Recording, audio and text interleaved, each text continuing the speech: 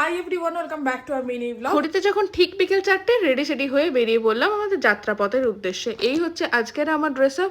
বাইরে আসতে না আসতে দেখি আমাদের বাহন চলে এসেছে, যে আমাদের নিয়ে যাবে সেই প্রয়াগরাজ, যেখানে কিনা চলছে মহাকুম্ভ স্নান।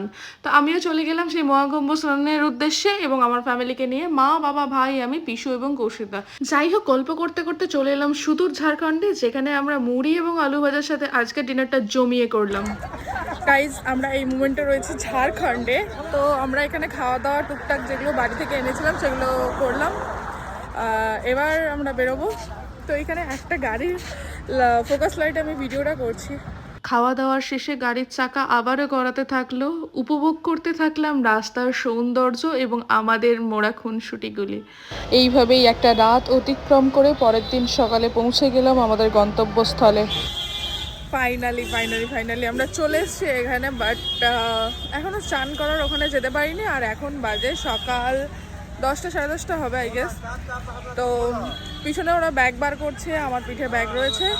তো এবার যাব আমরা স্নান করার উদ্দেশ্যে। তো ভালো লাগছে বেশ।